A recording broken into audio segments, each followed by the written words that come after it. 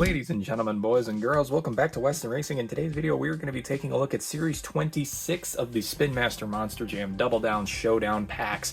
This set is, not going to lie, it's kind of a boring set. It's, for those of you who may remember, the last set of doubles packs that we looked at was, like, extremely good. It was really, really good. This set, on the other hand, has two good packs, and then the other two are just kind of, you know, they're not crazy by any means. They're pretty good. I mean, the set overall is okay, but, you know, it's whatever. I'm rambling already, and we just started. That's great. Anyways, again, trying to keep with the quicker videos here so that way I can get things done. What else do I want to say before we get started? Oh, yes. In case you missed it, the day that you guys are watching this should be on Friday, if I'm not mistaken. In case you guys missed it, yesterday I did my first ever monster truck show on Whatnot. It was... well, I don't know how it was. I'm recording this the day of, a couple hours before the Whatnot show, so I have no idea how it went. However, I'm sure you guys know if you went and watched it. It was probably a lot of fun. Who knows? Probably sold a few items here and there. Got to get those packaged up and ready to go. But yeah, good stuff there. But guess what? It doesn't end there. In fact, this video should be airing at 5 o'clock on Friday, if I'm not mistaken. And 6:30 this same Friday, I'm doing my first ever Hot Wheels show. So you still can come see me on Whatnot if you want. Link is in the description to go check that out. But enough of that. Here we go. This is the first set we're going to look at. We're looking at 8 total trucks, 4 sets in today's video. This is the first set here. It is El Toro Loco versus Red Primer Gravedigger. So let's get her open and take a look at this. All right. I'm trying to keep up with the quicker videos. I have realized that I really don't have time to record anymore. Like, it is becoming this went from being a hobby to more of a guilty pleasure at this point, because it seems like I never have the time to do this anymore. It is ridiculous. But so yeah, I gotta make, you know, changes where changes are needed. So here's the nameplate, El Toro Loco Gravedigger. And as what I meant by make changes as changes are needed is that I'm definitely going to have to spend less time doing this and more time doing what I actually need to do in life, like, you know, college, a full-time job, things like that. So yeah, it's been a bit messy on my side of things recently with this whole YouTube stuff, but I'm glad that I can still get videos out. They just, you know, they're going to be lower quality and they're going to be faster. That's the only problem, which even then that might be an improvement. Who knows?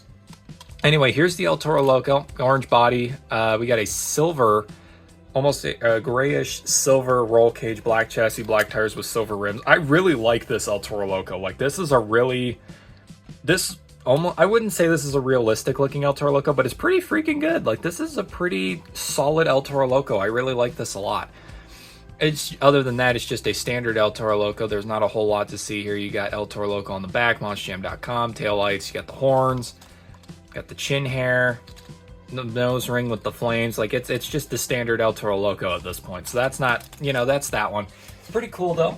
You know, there's nothing wrong. Like I always say, I have no problem getting re-releases of trucks as long as they actually look realistic and they're good. They don't look like garbage. Which there's going to be garbage later on. You'll see why. All right, here is the Red Primer Gravedigger. This is my favorite Gravedigger of all time. I absolutely love Red Primer Gravedigger. I think it is a beauty of a truck. I really wished when they did Gravedigger the Legend, I always thought that truck was really cool, but I really wished what they would have done is at some point they should have brought back the whole Gravedigger the Legend thing, and instead of doing blue panel Gravedigger, they should have built this one into an actual touring monster truck for a Monster Jam. That would have been awesome. I would have totally been down for that. But yeah, this is the Red Primer Gravedigger. For those of you who don't know the whole history behind this, this was the first Gravedigger. Like, you know how Bigfoot #1 is the blue Bigfoot we keep getting from Hot Wheels is Bigfoot #1. This is Gravedigger #1 right here. Like, this is where it all started. Pretty cool stuff. You got the pipes coming out the hood, all the little detailed Monster Jam logo. They can't put a Ford logo up here, so they put the Monster Jam logo. Headlights. This one, I will say, does look really solid. The paint itself, the red primer paint, does look a bit darker, almost like a crimson color on here. I don't know if that's just my eyes messing with me or the lighting, but yeah, that is that. So there you go. That's the first 2-pack we're going to look at there. And the next one is actually a set that I really, really like. So for those of you who don't know, there are 2 things that I absolutely despise when it comes to the world of monster trucks. Hot Wheels' Color Tread series and Spin Master's Nitro Neon series. the mainline Nitro Neon series, not the Walmart exclusive one. The Walmart exclusive Nitro Neon series is one of my favorite things that Spin Master has ever done. Like, that was awesome.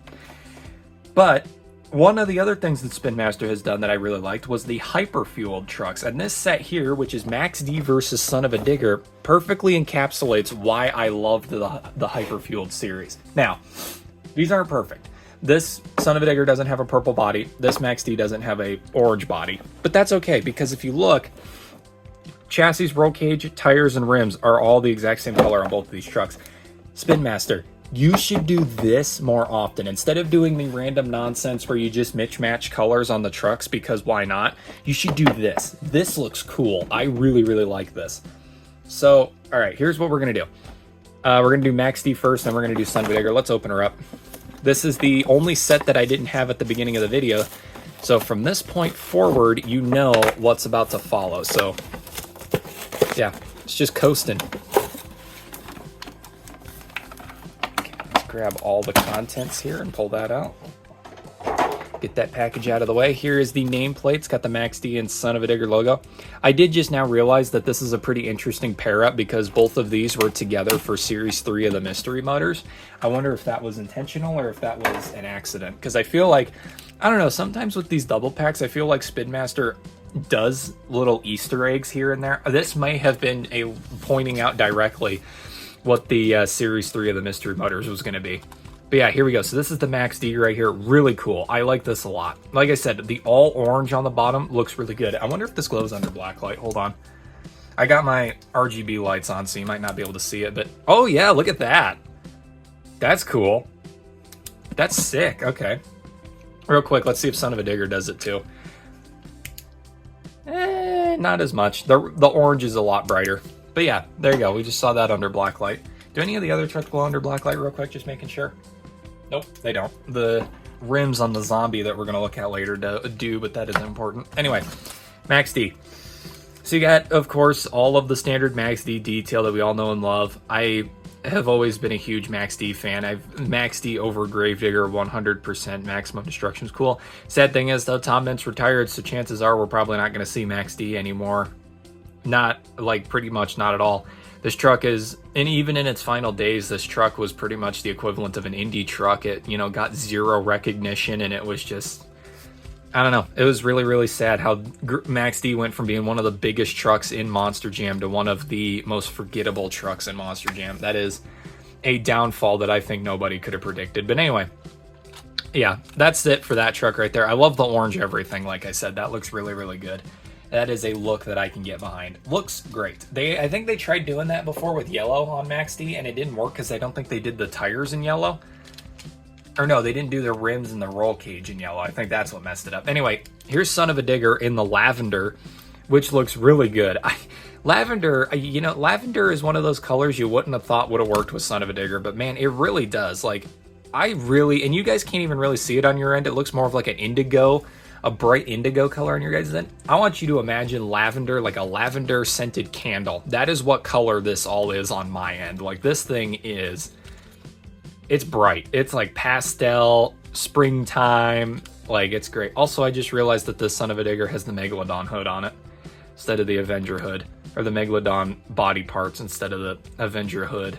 Man, I know that's such a dumb thing to get butthurt about, but that really did make me upset when they made that change. Like, that was, man, that sucked. Anyways, there you go. So that is the Son of a Digger there for that one. All right, next up is the set that I know you all are here for. Like, this is, if I had to guess, the whole reason why you're watching this video is for this set right here.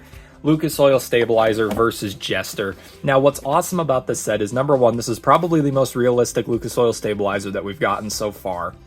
Number two, this guy. Actually, no, it's got a white chassis. Never mind. This is probably the second most realistic stabilizer we've gotten. This is the main reason why this set of doubles packs was so sought after. This is the only existing die cast of Red Jester. This is cool. This is awesome. We still have yet to get a blue Jester, but that's fine. This is cool, though.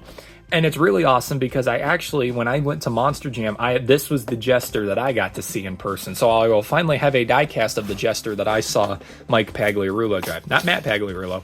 It was Mike.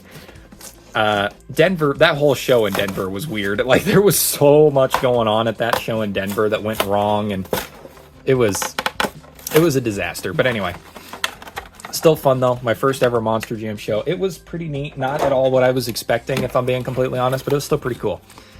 So there you go, Lucas Oil Stabilizer and a Jester. I know it's called Lucas Stabilizer. I call it Lucas Oil Stabilizer because of the sponsor or the brand name that's attached to it, but I don't know. That's just how my brain functions.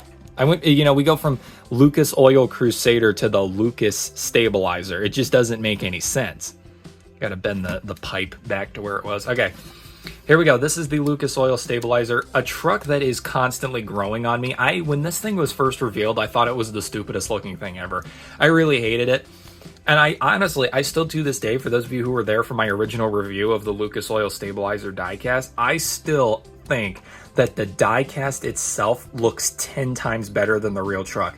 The real truck looks so goofy for some reason, and I think it has to do with proportions. When you shrink it down to a 1/64 scale, this truck looks awesome, but when you see it in real life, like I did when I saw this truck in real life, it looks so like cartoony. It doesn't look right, and I don't know why that is. It's just weird. The one complaint that I actually do have about the diecast, though, is I really wish they would find a way to put a tail hitch on the back here like the real truck has. They did the Champions collection there, the Target Exclusive Champions collection, and it still didn't have the tail hitch, which I thought was a missed opportunity. They could have actually put that on there and had it been really cool. But yeah, this is the Lucas Stabilizer right here. Black roll cage, white chassis, black tires. We got gray rims with red bead locks. It is very rare anymore that Spin Master actually paints the bead locks a different color on the monster trucks. I don't know if anybody else has noticed that, but yeah. So there you go. This is the Lucas Stabilizer here. A really cool truck that is definitely growing on me. Like it's cool. It's really cool. And like I said, getting to see it in real life, it helped me to like the truck a lot more, but it also helped me to realize that, man, that truck just looks weird in person. Like it doesn't look right. There's something wrong with it. And then seeing this one in real life was just straight up amazing. Like, this is the red Jester, by the way, in case you didn't figure that one out. And it is just, this truck was so cool. Same thing with like Blue Kraken, which is also a truck I have a diecast of, thankfully. Like, this truck was just so cool to actually see in person. The red is actually glittery. I don't know if you guys can see that. There's glitter in the paint scheme there. That's pretty cool. Delayed Jester Monster Jam. This is my first normal Jester too in diecast form, because the other one that I have is the color changer. We got a silver roll cage, black chassis, black tires with almost like a greenish gold rim color, which looks really cool. I don't know. I like this. I think it's cool. Star Creations on the hood. You know, when it says Star Creations, it's going to look awesome. All of the Star Creations trucks look amazing. Got the jewels up top there, and on the back it says Tomfoolery Motorsports. Tomfoolery Motorsports is an amazing team, by the way. They are fantastic. But yeah, there you go. That is the red Jester, helping me slowly complete my collection of all the trucks that I saw in person, which was really cool. And as far as I'm aware, all of the trucks that I actually got to see in person, the only ones that have never at any capacity been made into diecast was the Split Paint Job Shaker, the Holographic Bad Company, and Square Body Black Pearl. Now, sadly, because all three of those are independent trucks, they're probably never going to get diecast, but excuse me, it's, worth pointing that out. Anyway, final set is Zombie versus Whiplash. Now, I'm not 100% sure, but I'm pretty sure this is a jab at Walking Dead. Like, I'm 99% sure that's what this set is, because you got a zombie and you got a cowgirl rather. It's a Walking Dead reference, I think, is what this is. But yeah, let's open her up. Got the zombies, got Herschel, it's all perfect. Everything's good in the world. I will say this is easily my least favorite set that we're going to look at today's video, because I think you can see why both of these trucks look horrible. I hate them. Zombie, Whiplash, right there. Or W. Goes by W because licensing with Hot Wheels, or with Mattel specifically. They can't use the name Whiplash on a toy because of Mattel. But yeah, here we go. Let's start with Zombie. So here is Zombie right here. It's just a stereotypical zombie body, but the thing that really makes this one... That felt weird. And the thing that really makes this one different is we got a weird like crimson roll cage and red chassis setup with these gray tires and red rims, which I guess is just to make it look like an actual like zombie. So you got the flesh colored wheels, and then everything else is meant to look like innards and blood and whatnot. And it's just like, yeah, okay, whatever. I don't know. Not a very appealing truck in my opinion. I don't know. I still have yet to get a realistic zombie though, which is weird because out of all of the collecting that I've done and all of like the monster trucks that I've bought and reviewed and stuff, how do I not have a realistic zombie at this point? You would think I would, but I don't. But yeah, here you go. This is the zombie right there. Get that out of the way. Of course, the big selling point for zombie is the movable arms. If you've been collecting Spin Master like me, you know that that was the huge thing about Spin Master was their zombie had arms from day one, which Hot Wheels never did that. And then the other truck in this set is Whiplash, a truck that I really wish they'd bring back to Monster Jam just because I absolutely love this truck. I really don't understand what the color scheme on this one is. So you got like the Whiplash, right? And you got all the like the what do they call that? Gemstone. Sapphire? Yeah, you got all the sapphire gemstones everywhere. Got all the pinstriping, all that coolness. Yeah, it's just Whiplash. Everybody knows what Whiplash looks like at this point on my channel, if you've been around long enough. The chassis is a dark blue, almost translucent dark blue roll cage, and then you got a bright blue chassis, which kind of looks like a neat little combination there. I've actually seen people use this specific chassis setup for, I think somebody made a custom of Ice Sparkle Smash that I saw using this chassis setup, and it looked chef's kiss beautiful. It was fantastic. But yeah, and then the tires on this are a little weird to me. Like, I don't get the brown. I think it's meant to be like a cowboy boot kind of thing, or like dirt because you're out on the plains. I really don't know. But yeah, that's the Whiplash there. That's the final truck, and we're gonna get this video done and over with here. I really, like I said, I have no idea what in the world the whole gimmick is with that Whiplash there. That is a very strange Whiplash design choice. But yeah. Also, if any of you were eager to catch it earlier when I was talking about the trucks that I saw in person that I want them to make, or that they haven't made into diecast, I didn't mention JCB Digatron in that list, even though that truck was at my show. And the reason why I didn't mention that is because it has been confirmed that apparently in the 2025 mainline we are going to be getting JCB Digatron. And I am hyped because I love the JCB Digatron. It is my current favorite Feld truck. Like, I think the Digatron is awesome. But yeah, anyway, enough talking about the future. Let's stay in the past because this was the final set of doubles packs for 2023. The next set of doubles packs takes us to 2024, which is pretty cool. But yeah, this was the way that they ended off the year for the doubles packs. I'm not going to lie. The year itself was not bad for the doubles packs. There were some pretty good ones. I do think the set that came before this, Series 25 with, you know, Global Avenger and all that, blew everything out of the water. It carried that year 2023 when it came to the doubles packs. This set, however, was pretty good because you got these two, all four of these looked really good. They looked semi-realistic, no pun intended. They looked really good. These two, of course, are, you know, the throwaway case that are just there because why not? These two I really like. Like, I really like these. The colors on those I think are fantastic, and if you're a customizer, I'm sure you would absolutely love that double pack because you got all the colorful parts there. But yeah, that is it for today's video. I hope you all enjoyed, and I will see you all in the next diecast unboxing video. Thank you and good night.